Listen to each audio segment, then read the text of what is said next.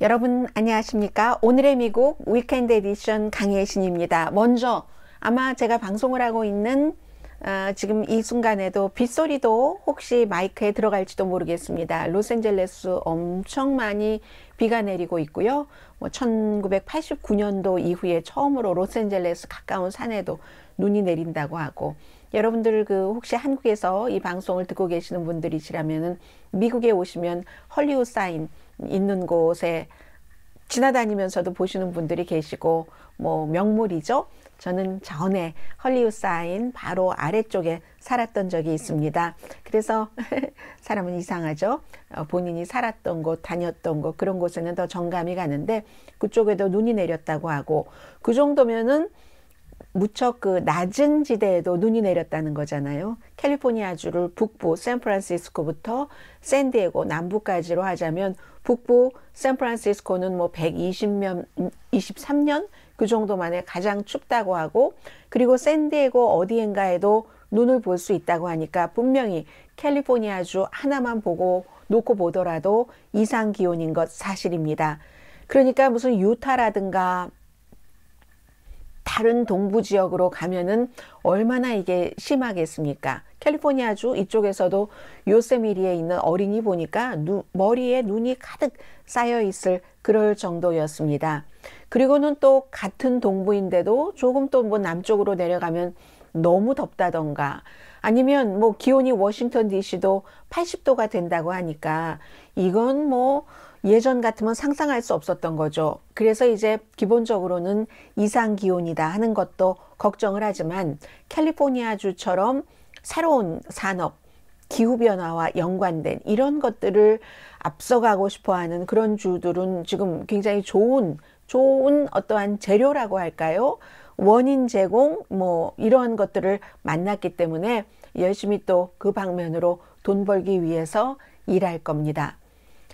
오랜만에 알고 전 부통령의 모습을 봤더니 이제 많이 나이가 들었던데요. 그리고 살이 쪘습니다. 예전에 알고 전 부통령 하면은 부통령 할 당시만 하더라도 성격도 그렇게 유들유들한 편은 아니었지만 스키니한 그런 모습, 특히 얼굴에서 보여줬는데, 지금은 무척 좀 세월을 느낄 수 있는 그 같은 좀 뭐라고 할까요? 그 몸집에서는 넉넉해 보인다고 할까요? 그런데 바로 알고 전 부통령이 바이든 현 민주당 대통령의 기후 정책 이 같은 것을 미국에서는 팔고 다닌다라고 얘기를 하죠. 세일즈하고 다니느라고 요즘 바쁘답니다. 아무튼 원래부터 겨울에 춥고 눈 오고 꽁꽁 얼고 했었던 미시건주 같은 경우는 지금 정전, 그리고 이제 주변에 비행기 스케줄 같은 것은 완전히 취소된다던가 연착된다던가 하는 게 많고요. 또 포틀랜드, 오레곤 이런 곳에서 오늘의 미국을 듣고 계시는 분들 많으신데요. 눈 많이 내렸다면서요.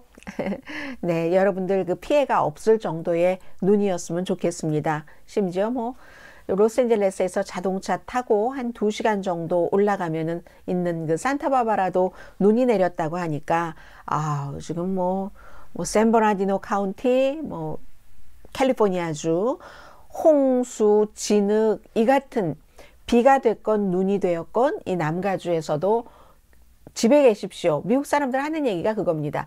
한국 분들이나 다른 이런 이상 기온이라든가 춥고 덥고 눈 오고 비 오고 하는 곳에서 많이 운전을 하셨던 분들이라면 큰 상관이 없는데요. 캘리포니아주에서는 그저 비만 조금 많이 내리면 하는 얘기가 집에 계세요.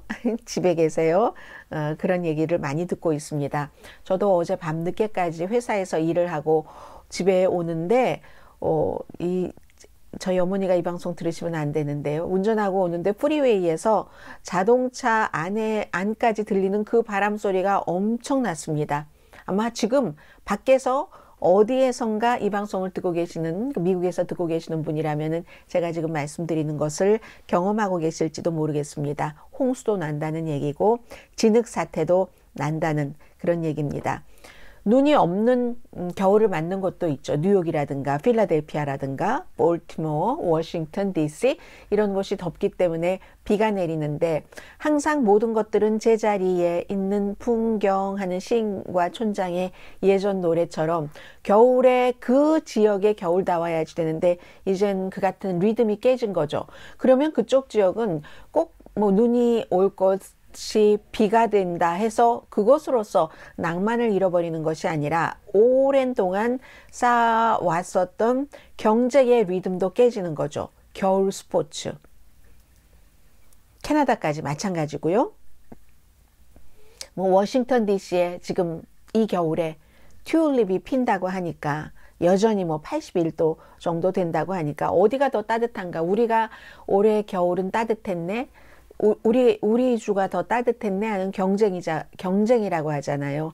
2023년 올해는 분명히 역사상 기록이 있은 이후부터 10번째 따뜻한 그 기록은 당연히 들어가고요. 5번째 안에도 들어갈 수 있다고 합니다. 일부 지역에서는 너무 추워서 눈이 내리기도 하고요. 아주 미국에서 이번 주에 큰 뉴스이고 다음 주도 기온을 보니까 로스앤젤레스가 낮 최고 기온이 50도대이거든요. 이 50도대라는 것은 화씨로 날씨 숫자로 말씀드리기 이전에 제가 겨울 새벽에 출근을 할 때 대체적으로 그 최저 기온이 되겠죠. 50도대인데 지금은 낮 최고 기온이 이번 주도 다음 주도 50도도 뭐 55도 넘어가는 게 아니라 52도 이렇게 낮은 50도대가 로스앤젤레스에서도 그대로 유지가 된다는 것 말씀드립니다. 오늘은 위켄드 에디션에서 제가 정규 방송 시간에 전반적으로 총체적으로 드리지 못했었던 것을 좀 앞부분에 말씀을 드리려고 합니다. 펜타닐과 인공지능에 관한 것인데 먼저 펜타닐은 며칠 전에 제가 한번 말씀을 드렸고 미국에서 너무나 중요한 문제입니다.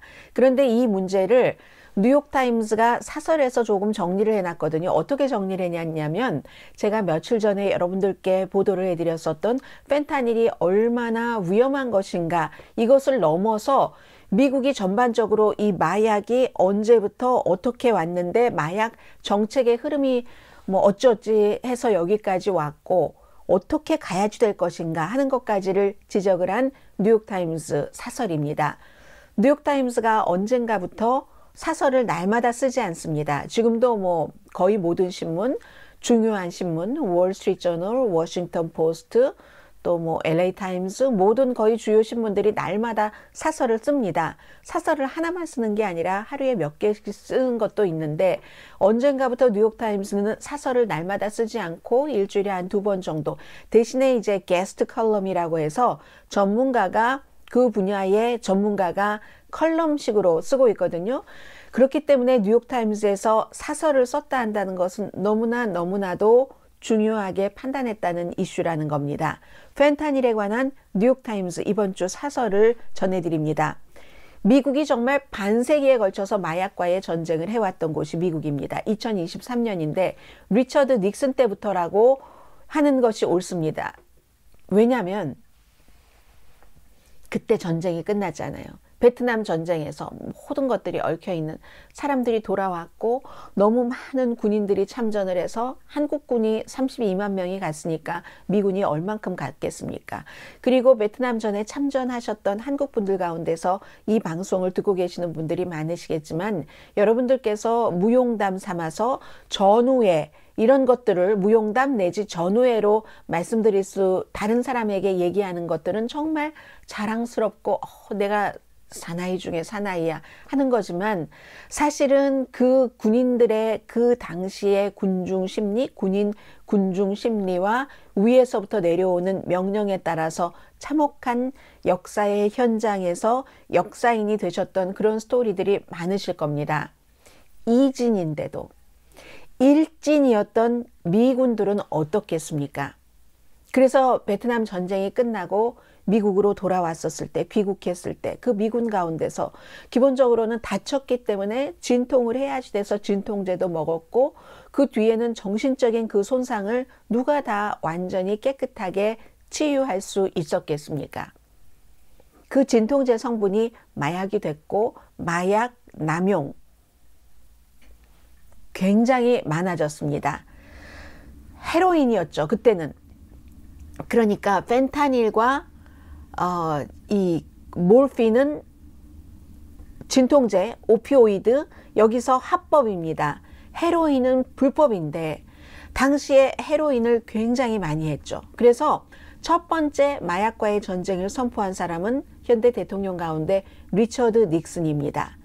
전국적인 시스템, 처음에는 리처드 닉슨이 지금 미국이 하고 있지 못하는 것을 했습니다. 이제 공화당 대통령인데 전국적으로 클리닉을 만들어서 사람들을 상담을 하고, 처음에 이걸 막 헤로인 중독자야 하고 처벌하고 감옥에 정말 나중에는 집어넣다시피 했는데, 그러기 전에 이 사람들이 왜 그랬는가 상담도 해주고 치료도 해주고 12단계 프로그램을 만들었습니다.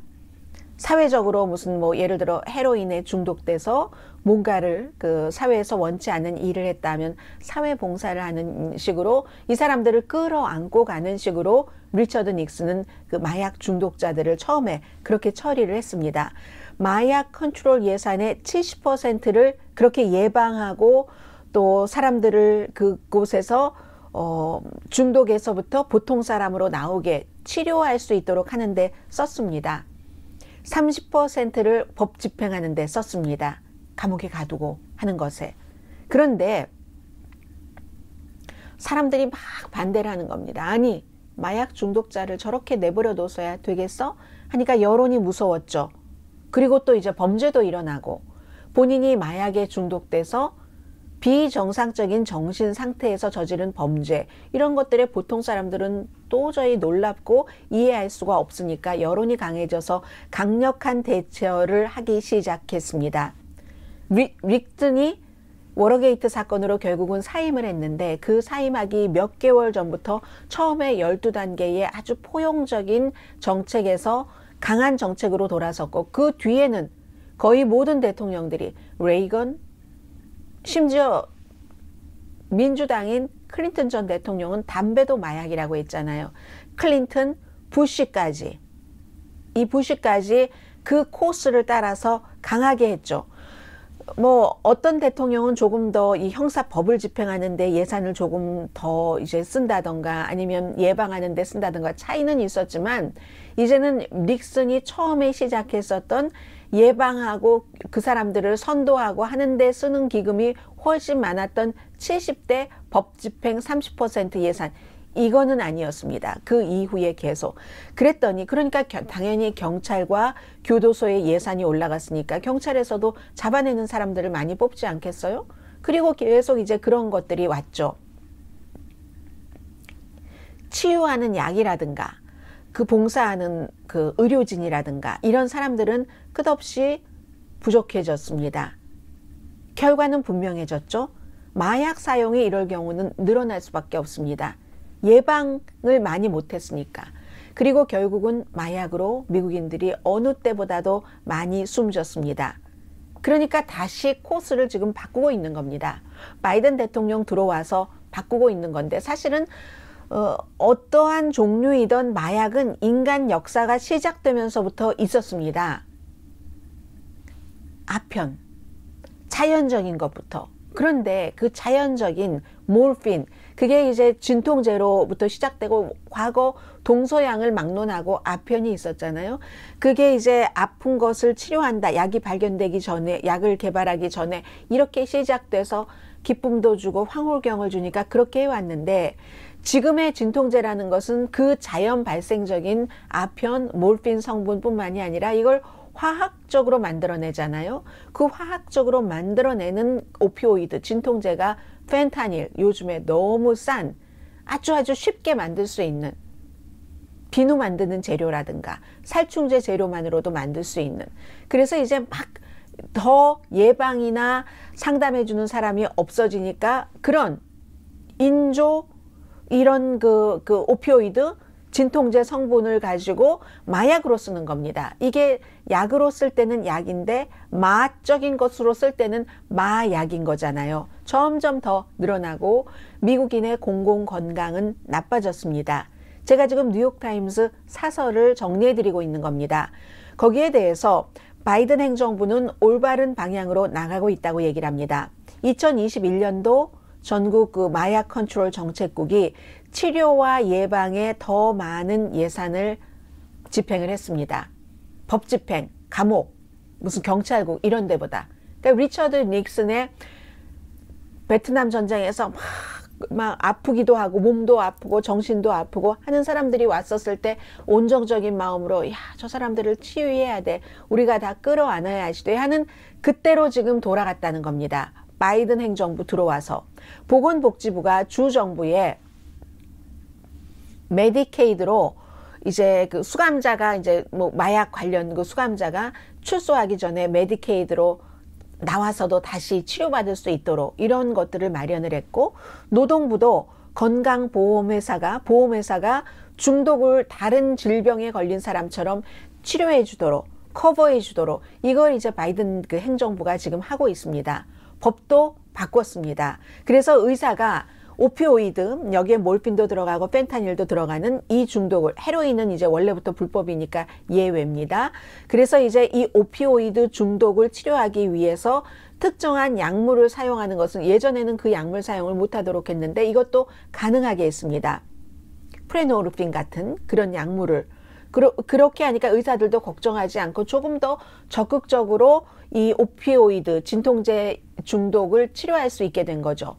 입법자들은 과잉 치료제를 이제 너무 많이, 펜타닐을 과잉으로, 이건 이제 주사기로 놓는 것도 아니고 무지갯빛깔 약물이니까, 알약이니까 아이들이 모르고 먹잖아요. 아이들을 위해서가 아니라 아이들 잡으려고 만든 겁니다.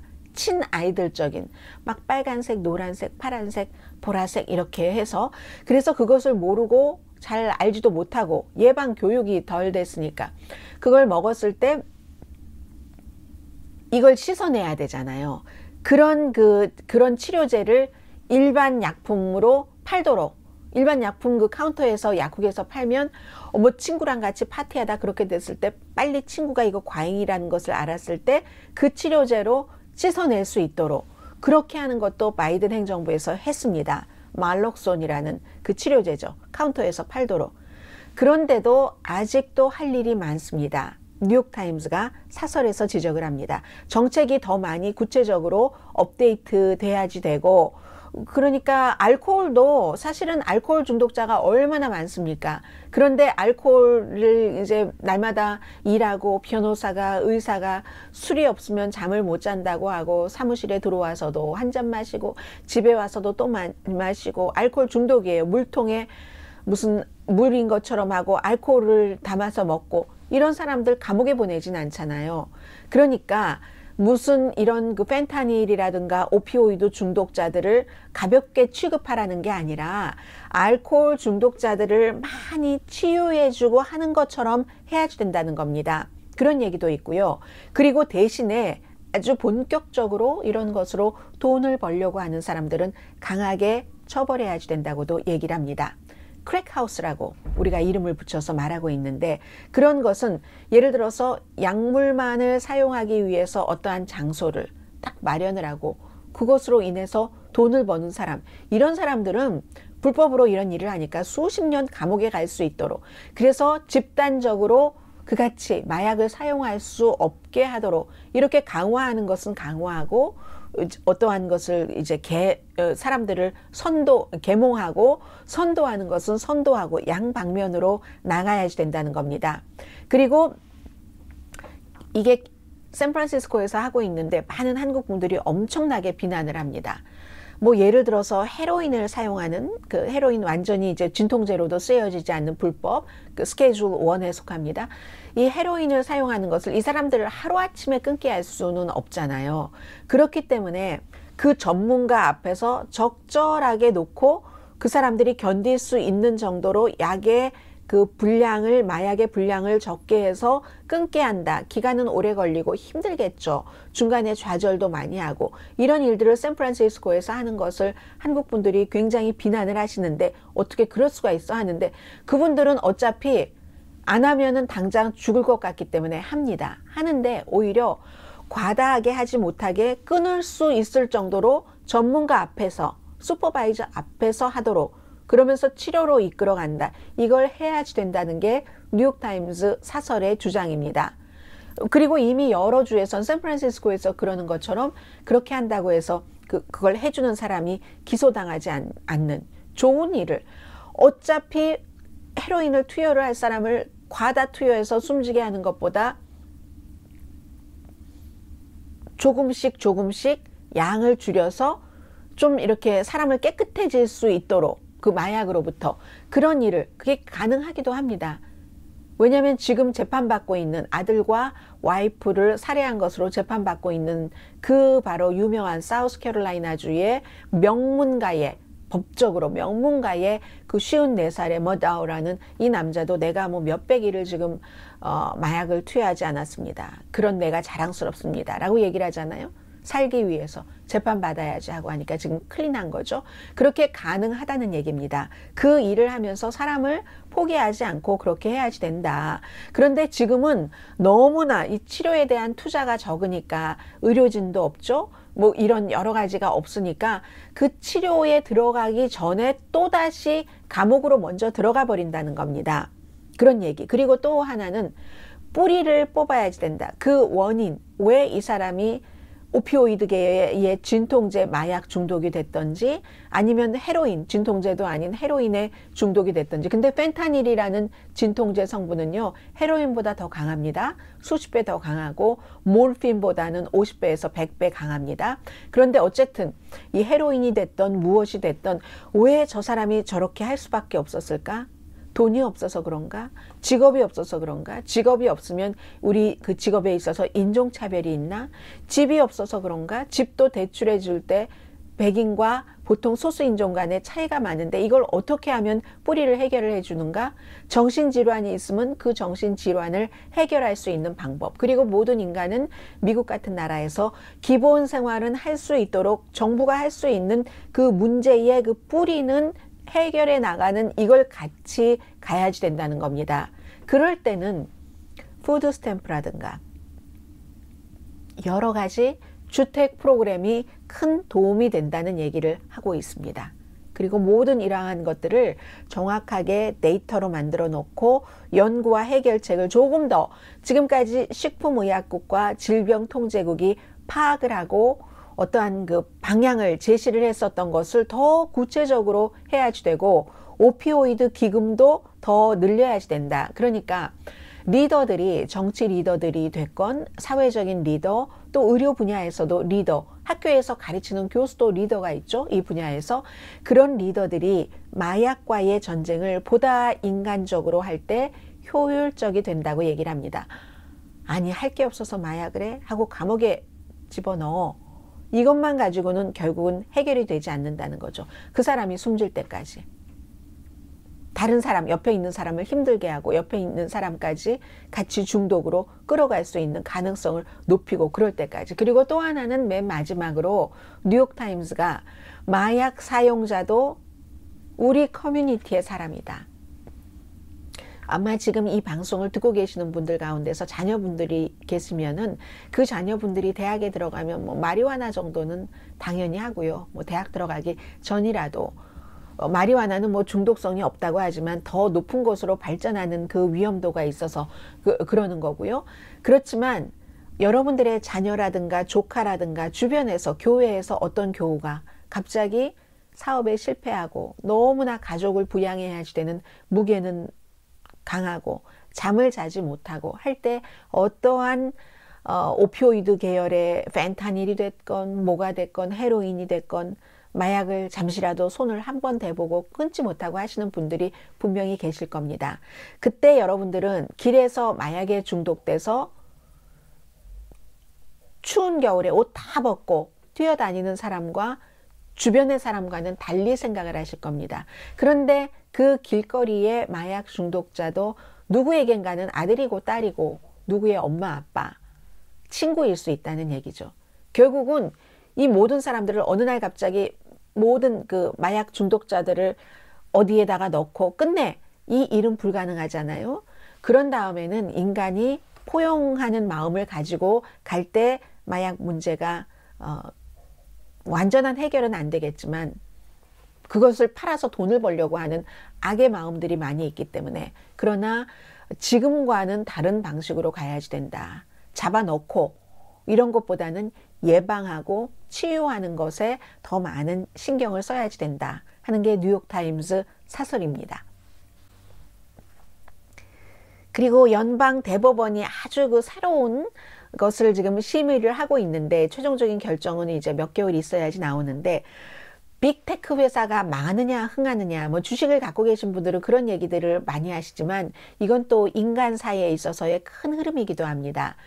뭐 우리 아이가 아이시스라는 테러리스트 그룹에 의해서 파리에 우리 가문에서 최초로 대학을 졸업하고 공부하러 유학 갔다가 식당에서 그들이 쏜 총에 맞아서 숨졌는데, 이게 그 아이시스를 포함해서 많은 테러리스트들이 유튜브나 트위터나 그 밖에 많은 소셜 미디어에서 너무나 자극적이고 이런 것을 많이 봤기 때문에 뭐 이 같은 사람을 살해하는 기술이 늘었다. 그러니까 구글을 고소하고 트위터를 고소하고 하는 것에 대해서 과연 이 같은 그 플랫폼들이, 그 소셜 미디어 회사들이 그러한 많은 사람들이 뭐 비디오나 뭐 글 같은 것을 주장을 올릴 수 있도록 판을 깔아줬다고 해서, 플랫폼을 만들어줬다고 해서 그 같은 범죄에 책임이 있느냐 없느냐, 이것에 대해서 미국에선 1996년 섹션 230이라는 것을 법을 만들어서 책임이 없다 해서 지금까지 뭐 27년 정도를 무책임으로 해왔습니다. 그런데 부모들이 고소를 하잖아요. 책임을 져야지 된다. 그러니까 유튜브나 지금 심의하는 트위터 같은 회사가 아닌 다른 소셜미디어들도 전부 그건 같은 동아리가 되는 거잖아요. 이건 아니다. 그럴 수가 없다. 표현의 자유도 있고 우리가 어떻게 그 수많은 사람들 것을 다 할 수가 있는가, 관리 감독을 할 수가 있겠는가. 우리도 정책을 만들고 그 같은 것들이, 폭력적인 것들이 퍼지지 않도록 할 수 있는 최선은 한다고 주장을 하고 있습니다. 여기에 대해서 연방 대법원의 판결이 중요한데, 처음에 이 내용을 보도를 해드릴 때 제가 여러분들께 말씀을 드렸습니다. 중요한 건 연방 대법관들이 테크놀로지에 대해서 잘 모르는데, 전반적으로 그것은 사람들의 그 표현의 자유도 있는 것이고 창작도 있는 것이고 모든 경제 활동이 지금 이 안에서 이루어집니다. 이 모든 것들을 연방 대법원에 9명의 나이 많이 든, 물론 지금은 40대도 있고 50대도 있습니다만 80대까지 그런 연방 대법관들이 이 모든 것들을 파악하고 판결을 내릴 능력이 있는가, 이 우려를 말씀을 드렸습니다. 그런데요, 연방 대법원이 이번 주에 유튜브 것, 트위터 것을 심의를 하면서 고개를 갸우뚱 하더니 정말 대단한 분들이세요. 본인들이 이것을 판결하기에 적합하지 않다고 딱 얘기를 합니다. 우리 9명은 전문가가 아니다. 진보적인 엘리나 케이건 같은 그 연방 대법관도 뭐라고 얘기를 했느냐면, 그 고소를 한 변호인에게 이게 의회가 할 일 아닌가요? 우리는 인터넷에 대해서 가장 많은 것을 제대로 알고 있는 위대한 인터넷 전문가 9명이 아닙니다. 이렇게 얘기를 했습니다. 우리는 인터넷에 관해서 위대한 전문가가 아닙니다. 연방 대법관이 한 얘기입니다. 그리고 존 로버츠 보수 연방 대법원장이죠. 인터넷에 대해서 많은 것들이 거기서 일어나고 있는데 수십억 건의 많은 일들이 일어나고 있는데, 그럼 여기에 대해서 연방 대법원에서 어떠한 판결을 내리고 나면 그 모든 것들이 다 소송으로 이어질 겁니다. 이 감당하기 어렵다는 거예요. 경제계도 완전히 마비가 되고, 그래서 어떠한 판단을 내릴지 잘 모르겠습니다. 어쩌면 이 연방 대법원은 이것을 의회에서 하기를 바라면서 인터넷 회사에 대해서 법적인 책임이 있다, 어떠한 사건이 일어났을 때 하고, 지금까지 적용해왔던 섹션 230를 적용하지 마라 라고 판결하는, 그렇게 하는 것을 꺼리는 것이 아닌가, 지금까지 나온 것을 보면은. 그래서 의회의 잡이다 하고 돌려보내지 않을까, 뭐 이런 얘기를 많은 사람들이 하고요. 실제로 이번 주에 로스앤젤레스 타임스도 사설에서 의회의 잡이지 이건 연방 대법원의 잡이 아니다라고 얘기를 했습니다. 네, 그게 있고, 또 하나는 이제 인공지능이죠. 인공지능은 여러 번 여러분들께 말씀을 드렸는데, 인공지능으로 지금까지는 우리가 25년, 27년을 알타비스타에서 시작해서 빙, 그리고 구글이 검색 엔진의 한 95% 정도는 차지합니다. 그리고 마이크로소프트의 빙이 뭐 한 3%, 그리고 나머지가 될 텐데, 이게요 굉장히 인상적이긴 합니다. 구글은 우리가 뭘 물어보면 한국말도 되고, 뭘 물어보면은 쫙 그 출처까지, 저는 이게 뉴스 하는 사람으로서는 제일 중요합니다. 출처까지 쫙 나오면서 한두 개의 답이 아니라 쫙 있어서 제가 대강 그 제목만 보더라도 뭐 한 페이지에 수십 개가 나오니까 제목만 보더라도 나의 필요한 게 무엇인가 대강 알 수가 있고, 없으면 2, 3, 4페이지를 계속 넘기잖아요. 그에 비해서 인공지능에게는 물어보면 그냥 딱 채팅창이 있어요. 채팅창이 있어서 뭐 이거 뭡니까? 하고 이제 이렇게 물어보면 본인이 출처도 밝히지 않고 딱 답변을 줍니다. 그러니까 많은 사람들은 너무 좋다고 해요. 인상적이라고 하고 너무너무 좋다고 하는데, 그것은 예를 들어서 어떠한 물건이나 사람을 볼 때 딱 처음 해봤었을 때 좋았는데, 사귀면 사귈수록 저 사람 너무 얄팍해. 물건도 처음 해볼 땐 너무 좋았는데, 싸고 좋았는데, 써보니까 이거 금방 하루 만에 망가지네? 이런 것 있잖아요. 저는 지금 그 AI, 인공지능 그 답변, 검색 엔진에 그런 느낌을 갖고 있거든요. 날마다 합니다. 근데 좋은 점은 뭐냐면, 그 인공지능, 챗 GPT하고 제가 이렇게 물어보면은 그 기록이 계속 남아 있어요. 북마크를 해놓고 제가 다음번에 또 그 박스에다 뭘 물어볼 때 그 전에 챗 GPT하고 했었던 대화까지 제가 지우기 전에는 그대로 남아있는, 이건 아주 인상적이고, 그리고 물어보면은 금방 답변을 해주는 것이기 때문에 답변을 해주는 데서 제가 전혀 모르는 것을 물어보지 않을 때는 아웃라인이 잡히기 때문에 좋은 것도 있어요. 그런데 이게 구글의 답처럼 뭐 어디서, 예를 들어서 뭐 우크라이나에 제일 많이 지원한 국가가 어느 국가야? 하면은 이건 유엔의 자료, 어디 자료, 이건 BBC의 자료 하는 것이 구글은 쫙 나오는데, 챗 GPT는 그런 게 없어요. 제가 일본에 대해서도 물어봤더니 답변을 못 하더군요. 챗 GPT가 제대로. 그러면서 늘 하는 말이 미안하대요. 저한테는 미안하다는 말만 하는 거예요. 제가 가장 포괄적인 것과 레이티스트 뉴스를 합친 것에 관해서 물어보니까 챗 GPT가 이미 이제 인터넷상에 나와 있는 것을 딱 이게 다 가지고, 구글 같은데 나와 있는 거, 위키피디아 가지고 해주는 거잖아요. 저보다 빠르지가 않은 거예요. 뉴스의 레이티스트까지. 그러니까 저는 이 인공지능 AI에 대해서 예를 들어서 전혀 논란의 여지가 없는 아주 무슨 뭐 구석기 시대에 뭘 물어본다, 뭐 그것도 틀렸잖아요. 틀려서 구글이 뭐 하루에 얼만큼을 많이 주식을 까먹었어요. 뭐 예전 것도 아닌데 망원경에 대해서도 틀렸는데, 그렇기 때문에 아주 인상적인 거 사실이고요. 대부분의 해가 되지 않는 그런 부분에서 빨리 답을 주는 거 사실이지만, 이게 프로페셔널하게 전문적으로 들어갈 때는 그걸 믿을 수가 없는 겁니다. 출처를 주지 않기 때문에, 출처를 아주 쉽게 아는 저는 구글이 훨씬 편하다. 언뜻 보기에 야 정말 대단하다. 그런데 잠시 후에는 에이 겉만 번지르르 하네. 저는 아직까지 그런 느낌이거든요.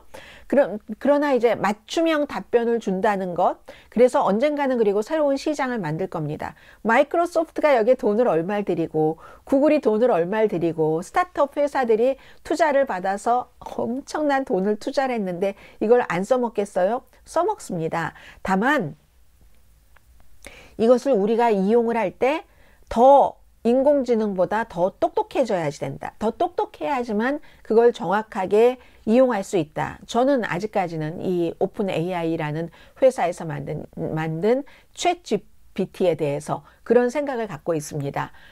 이 오픈 AI가 캘리포니아에 있는 회사입니다. 정확한 근거 자료 제시 없이 내가 맞아, 내가 주는 답이 맞으니까 너 이렇게 해서 뭐 리포트 써, 내가 복음 진리거든, 복음서거든, 뭐 이렇게. AI는 그런 것, 구글은 그런 주장 없이 쫙 이렇게 나열해 주는 것. 그래서 어쩌면 일부 더 많은 저보다 훨씬 많은 사람들이 야 이거 인공지능 이거 AI에 물어봤더니 너무 빨리 답해주고 너무 좋아 너무 얘네 너무 똑똑해 하는 사람들이 훨씬 많을 것이라는 걸 저는 압니다. 알지만 제가 뉴스를 하는 사람이기 때문에 뉴스에 관해서 물어봤을 때 인공지능이 뉴스를 오랫동안 해오고 날마다 지금까지 막 점검을 했었던 저보다 못하더라 하는 것을 말씀을 드립니다. 아마 전문가분들도 다른 그 여러분의 그 전문 분야에 대해서 얘기를 했었을 때 잊고 있었던 인간의 그 기억력으로 어떤 수치라든가 이런 것들을 도와주는데 인공지능이 굉장한 도움을 줄 수 있으리라고 생각을 합니다. 그러나 그것도 내가 정확하게 알고 있었는데 잠시 잊고 있었다던가 이런 데 확실한 도움이 되는 거지 내가 전혀 몰랐었던 것은 인공지능이 주는 이 답이 맞는지 틀리는지는 여러분들께서 또 점검을 하셔야지 됩니다. 출처를 찾아가셔서. 그렇기 때문에 인간도 인공지능이 인간과 완전히 교류를 하는데 완벽하게 준비되진 않은 것 같고 인간이 준비 안 된 건지도 모르죠. 저처럼 뉴스에 대해서 까탈스럽다고도 할 수 있는 사람이 아예 그 정도 답 줬으면 됐지라고 생각할 수도 있지만 뉴스는 그게 아니잖아요. 그 정도 답까지는 안 되죠. 정확한 답을 가지고 우리가 해도 그 정확도가 완전히 100% 정확도가 아닌 경우가 많잖아요. 그래서 특히 사람의 생명이라든가 그쪽 분야에 많이 이용이 되고 있다고 하는데 의료 분야, 법 분야도 마찬가지죠. 이런 것일수록 더 중요하다는 거죠. 뭐 취향이라든가 취미라든가 이거 음식을 어떻게 만들어야지 돼? 이런 것은 아무런 해가 되지 않겠지만 아주 예민한 부분은 그렇다. 그래서 지금까지는 저는 인공지능에 대해서 이 AI에 대해서 과대 광고가 됐다. 써본 사람도 다른 사람에게 또 자랑하기 위해서 우쭐하기 위해서 어떤 때는 아 내가 좀 첨단 기술에 나이는 있지만 앞서가는 편이지 하기 위해서 그럴 수도 있고 그리고 이 업계에서는 이걸 팔아야지 되니까 앞으로 물론 어렵겠지만 구글도 이걸 광고까지 연결하는데 오랜 시간이 걸렸잖아요. 왜 하겠어요? 돈을 그렇게 많이 들여서 돈 벌려고 하는 거잖아요. 그러니까 그렇게 하기 위해서는 광고를 해야지 되니까 저로서는 아직까지는 과대 광고인 것 같다. 그리고 지금까지는 인공지능 시대라 할지라도 중요한 건 내가 인간스러움을 가지고 있는 것이 난 것 같다. 인간스러움으로 인공지능을 일단은 지금 부려야지 되는 그런 시대지 내가 인공지능에 뭐 목줄 달려서 쫓아갈 그 시대는 아니라고 생각됩니다. 그리고 그 시대가 저는 사람이니까 안 왔으면 좋겠어요. 네. 그리고 이제 이번 주에 가장 중요했었던 뉴스를 정리를 해드립니다. 우크라이나의 볼로디미르 젤렌스키 대통령이 시진핑 중국 국가주석과 만나서 이 전쟁, 러시아가 침공한 이 전쟁에 대해서 중국이 중재를 한다니까, 평화안이 있다니까 얘기를 해볼 뜻이 있다고 말했습니다. 그런데 저는 만나서 시진핑과 젤렌스키가 얘기를 한다고 이게 중재된다고 믿지 않습니다. 젤렌스키로서는 누구라도 만나는 게 좋은 거죠. 더군다나 중국이라는 인구가 가장 많은 나라. 중국, 인도가 지금 유엔에서 러시아를 비난하는 러시아가 당장 우크라이나에서 철군해라 하는 것에 기권표를 던진 국가잖아요. 그 국가에 푸틴과 친하게 통할 수도 있는 시진핑이 평화안을 제안을 했는데 그걸 안 만날 이유는 없죠. 그러나 시진핑이 갖고 있는 평화안은 그게 러시아가 우크라이나 침공한 것을 강력하게 규탄하는 것도 아니고 한마디로 말하면 러시아 편입니다. 과거에 한국전 당시에 어제 소개해드린 뉴욕타임스 어피니언처럼 한국전 당시에 러시아가 조정을 하고 스탈린이 조정을 하고 중국이 1949년도 딱 공산화가 되고 나서 마오쩌둥이 러시아를 지원해서 북한에 군인을 보낸 것처럼 지금 미국이 걱정하는 게 그거잖아요. 시진핑이 무기를 러시아에 보내는가 안 보내는가. 이러한 관계인데 오랜 러시아와 중국의 관계인데 중국이 우크라이나 편에서 그것을 중재를 하겠습니까? 완전히 중립적인 입장에서 중재안을 지금으로선 내놓을 수가 없죠. 그러면 블라디미르 푸틴이 좋다 할 리가 없잖아요. 그러나 젤렌스키로서는 마이너스 나는 게 없기 때문에 만나서 얘기는 들어보고 보겠다 하는데, 어쨌든 베이징이 모스크바의 그 시각을 공유하고 있는 한 이거는 성사될 수 없는 것이다 라는 것이고, 중국은 뭐 핵무기를 쓰지 말아라 하는 얘기는 합니다. 러시아에. 본인들도 골치 아프거든요. 그러면. 그렇지만 이 침공을 강하게 비난하지는 않습니다. 서구와 항상 양비론을 하고 있지. 그렇기 때문에 이건 이제 큰 의미는 없는 것 같고요. 뭐 원래 이런 일이 있으면 중재하겠다는 사람 많습니다. 터키의 에르도안도 중재하겠다고 했다가 뭐 소리 쏙 들어갔잖아요. 그리고 젤렌스키도 미국과 마찬가지로 시진핑 중국 국가주석이 무기를 러시아에 공급하지 않길 원하죠. 만나서 그 얘기를 하겠죠. 왜 역사적으로 말 잘하는 또 그 애국심이 있는 젤렌스키가 시진핑을, 나이 많이 든 시진핑을 설득할 수도 있죠. 어느 정도는. 그런 뜻을 보관을 가지고 만난다는 것이지, 시진핑이 하라는 대로 뭐 당장 평화안에 뭐 사인을 하겠습니다 이런 거를 하려고 만나는 것은 아니라고 생각을 합니다. 그리고 실제로 역사적으로 많은 일들을 보면은 시진핑과 같은 능수능란한, 뭐 아버지 시대 아버지가 고통받고 본인도 아버지 그때 문화혁명 시대에 중학교 때 어디 시골에 가서 고생도 했고, 시진핑이 지금 중국의 최대 권력자가 된 것은 사실은 몸이, 그 이전에 몸이 건조했기 때문에 막 권력 싸움에서 막 뚜렷하게 뛰어난 사람이 아니었기 때문에 그가 선택이 됐고, 일단 선택되고 나서는 여러 가지 힘을 장악하고 나서 여기까지 영구 집권의 틀까지 온 사람이잖아요. 그러면 이판사판 정말 공중전까지 다 겪은 정치인입니다. 이런 노련한 정치인들은 또 누구를 알아볼 수 있잖아요.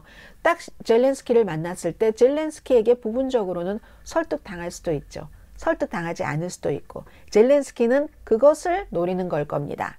가능한 한 많이 우크라이나의 입장을, 그것도 중국에게 무조건 도와달라는 게 아니라 이렇게 하는 것이 중국의, 그리고 시진핑이라는 위대한 지도자, 이렇게 얘기를 하겠죠.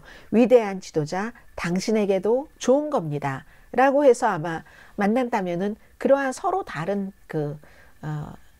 마음을 가지고, 그러면 또 뭐 푸틴은 가만히 있겠습니까? 푸틴은 또 푸틴대로 시진핑에게 또 이래하여 뭐 이래서 좋고 이런 거라, 그게 쉽게 이루어지겠습니까? 쉽게 이루어지진 않는다는 것이고요. 제가 어제 맨 앞부분에 그걸 따로 하나 올려놓을까요? 이 우크라이나 전쟁과 한국전과의 뭐 여러 가지 비슷한, 뭐 늘 똑같진 않죠. 그런 점들을 얘기를 한 게 있는데, 관심이 있으신 분들은 그 뉴욕타임스 어피니언에 실린 기고문이거든요. 한번 봐주시기 바라고요.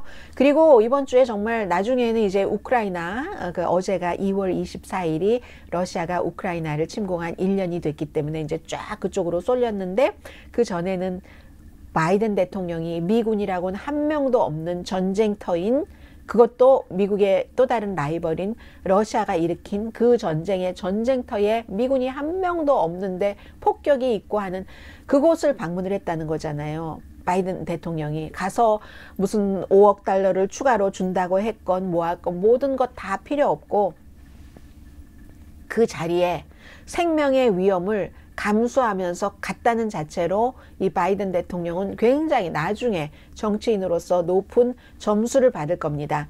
이건 이제 푸틴으로서는 제발 2024년도에 민주당이 떨어지고 트럼프가 다시 대통령이 된다던가, 그때까지 이 전쟁을 이끌어 가나 뭐 이런 것들을 많이 생각을 할 겁니다. 그러면 이 트럼프 전 대통령은 크림반도 러시아 거 맞잖아 라고 했으니까, 아이 뭐 이왕 가진 거 그냥 가지세요. 그리고 확실하게 드러나진 않았지만 뭔가 트럼프 전 대통령의 블라디미르 푸틴에 대한 행위는 이상합니다. 뭐가 잡혀 있는지 이상하잖아요. 그래서 푸틴은 그걸 원할지 모릅니다. 그런데 바이든이 딱 등장을 해서 내가 이 우크라이나를 포기하지 않을 거야 하고 서구를 한번 또 딱 뭉쳐지게 해주잖아요. 그렇기 때문에 이 바이든의 우크라이나 대통령은 굉장히 중요한 것이다라는 것을 얘기를 하고요. 그리고 글쎄요, 한국전이 스탈린이 시작했지만 스탈린이 죽고 나서야 휴전을 할 수 있었던 것처럼, 그런 것처럼 러시아도 maybe 블라디미르 푸틴이 저질렀지만 블라디미르 푸틴 이후에 후계자가 들어오고 나서 이 전쟁이 끝날지 지금으로서는 아무도 알 수 없는 뭐 그런 일입니다. 아무튼 그렇고요. 그리고 아무튼 우크라이나로서는 가장 큰 자산이 국민인 것 같아요. 물론 대통령도 훌륭하게 잘하고 있습니다만 이스라엘이나 한국, 남한을 보면은 정말 어려운 일들이 얼마나 많아요. 이스라엘에도 사방팔방의 적이었고 지금은 이제 그 적들과 외교 관계를 맺어가는 그런 입장이지만 한국도 딱 그 테크니컬리 전쟁, 핵을 갖고 있는 북한과 맞대면서도 국민이 얼마나 근면하고 창의적이고 하니까 경제적으로 저렇게 크고 이젠 그 경제력을 바탕으로 여러 분야에서 힘을 얻어가고 있잖아요. 우크라이나도 아니 국민들이 다시 그곳으로 가고 막 너무 힘든데도 힘듭니다 하면서 우리가 그래도 일상생활을 해나가야죠 하고 지금도 학교 가서 공부도 하고 할 것 다 한다는 것 아니겠습니까? 그게 이제 우크라이나 침공 1년이고 그러나 이제 러시아에 1년이 되면서 미국 사람들이 지금 박스가 여론조사를 해보니까 미국 사람들의 반은 우크라이나가 이길 때까지 러시아에게 승리하는 그날까지 미국은 우크라이나를 지원해야지 됩니다 라고 답을 했고요. 그리고 46%가 그것보다 4% 작네요. 제한을 해야지 된다. 지원에 대해서 이렇게 답변했습니다. 민주당일수록 많이 66%가 끝까지 지원해야지 된다. 그에 비해서 61%의 공화당은 반대로 좀 뭔가 좀 제한을 해야지 된다. 이런 그 답변을 했습니다. 지금까지 미국은 우크라이나에 750억 달러를 지원했습니다. 이번에 다시 5억 달러를 추가 지원한다고 했고요. 공화당에서는 조지아주의 마조리 테일러 그린 이제 재선 의원이 됐습니다. 우크라이나가 이거 돈 다 제대로 쓰고 있는지 봐야지 되겠어. 뭐 이런 주장을 지금 하고 있는 사람이고 언제 어떻게 끝날지는 알 수 없습니다만 그러나 아무튼 의지가 중요한 것 같아요. 우크라이나 국민의 의지, 대통령 또 미국 대통령이 너무 중요하고 나토 지도자들도. 자, 여기까지 오늘 이번 주에 위켄드 에디션 마치고요. 그리고 몇 시간 뒤에 한국 밖에서 본 한국 시간에 다시 뵙겠습니다. 오늘의 미국 위켄드 에디션 강혜신이었습니다.